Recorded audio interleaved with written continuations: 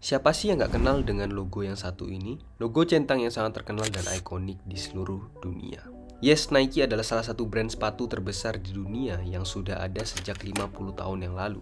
Dan saat ini diperkirakan mempunyai valuasi sebesar 100 miliar dolar Amerika. Kali ini kita akan kembali untuk menyaksikan kisah bagaimana Nike bisa dibangun dan bagaimana mereka berinovasi di tengah perkembangan zaman.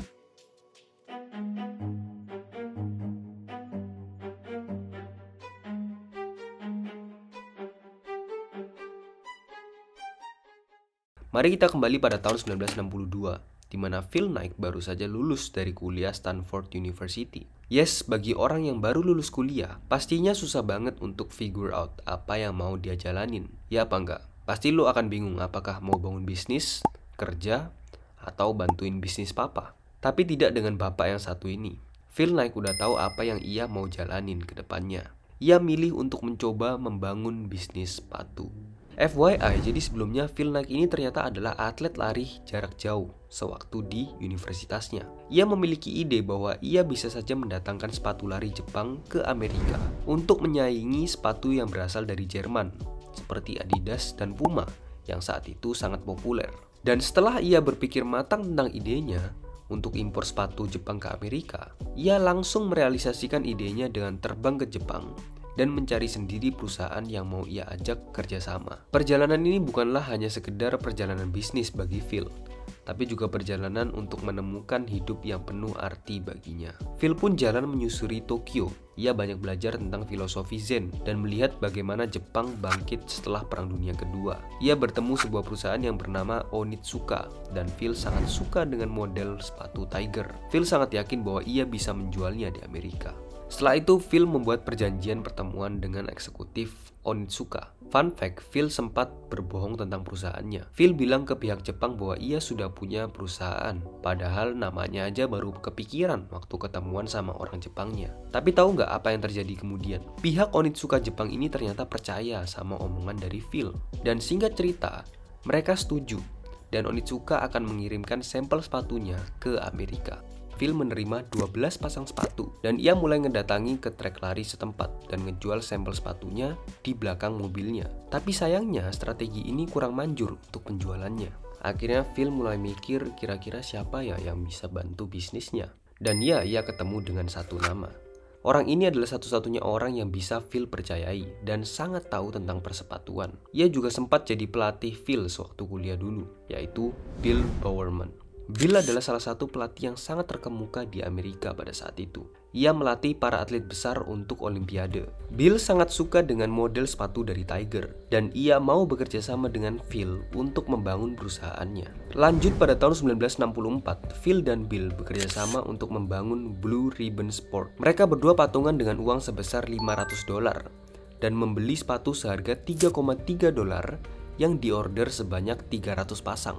Sepatu itu datang pada April 1964 dan berkat koneksi dari Bill, sepatu pun langsung ludes terjual pada Juli 1964. Pada tahun pertama didirikan, Blue Ribbon Sport sudah menjual sebanyak 1.300 pasang sepatu dengan harga $6,15 per satunya. Akhirnya pada tahun 1965, penjualan mereka meningkat sebesar $20.000 dan dengan penjualan ini pada tahun 1966, mereka membuka toko sepatu pertamanya di Santa Monica. Di perusahaan ini, Phil bertindak sebagai pengatur bisnis dan operasi perusahaan, dan Bill bertindak sebagai perancang dan inovasi sepatu. Bill ini sendiri adalah orang yang sangat jenius dan mempunyai passion yang sangat tinggi di bidang olahraga lari.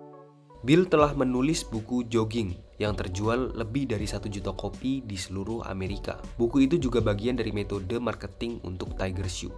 Bill Bowerman selalu menjadi aktor penting dalam perkembangan sepatu Tiger. Ketika sepatu datang, Bill selalu membedah sepatu itu untuk mencari tahu bagaimana mereka dibuat dan memberikan beberapa inovasi baru untuk sepatunya, seperti menambahkan bantalan busa dan memakai bahan yang lebih ringan. Inovasi ini membuat banyak orang yang suka dengan sepatu buatannya. Bill langsung membuat sebuah pesan yang berisi tentang pesanan khusus untuk desain sepatu yang ia mau. Dari sinilah model baru pun lahir, namanya Cortez. Cortez adalah desain sepatu yang Bill buat dan jadi model sepatu yang paling laris di tahun 1968. Hal ini juga bertepatan pada Olimpiade Meksiko pada tahun 68. Dan ya, bisa diprediksi Blue Ribbon Sport menjual total $300.000 pada tahun 1969.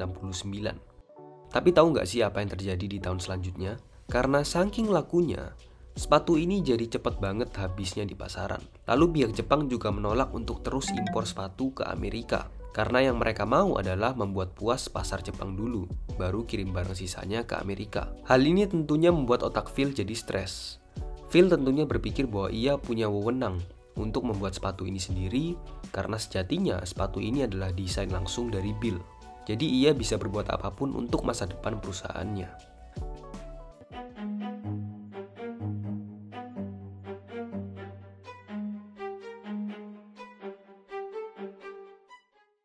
Tahun 1972, kontrak Phil dan Onitsuka pun berakhir. Hal ini membuat Phil merencanakan hal baru pada tubuh perusahaannya. Phil membuat rancangan pada bisnisnya dengan membuat nama Nike untuk nama brandnya. Phil juga membutuhkan logo untuk bisnisnya, dan ia berkunjung ke kampus terdekat, Portland State University, untuk meng-hiring graphic designer. Untuk kecerdasannya, pembuat logo ini dihargai $35 untuk membuat mahakarya yang menjadi sangat ikonik sampai sekarang. Dengan semuanya yang sudah ada di tangan Phil, sekarang ia siap untuk merajai Olimpiade dengan produknya. Phil Knight membuat perjanjian kontrak dengan para pabrik di Jepang untuk pembuatan produk sepatunya. Kini Phil sudah siap untuk melebarkan sayap bisnisnya. Dengan hal ini Nike sudah dapat merajai bisnis sepatu dan menjadi perusahaan olahraga terbesar di Amerika Serikat pada tahun 1989. Nike juga berhasil mendatangkan Michael Jordan untuk menjadi brand ambasadornya pada tahun 1984. Dan berhasil membuat tagline Just Do It untuk branding jeniusnya.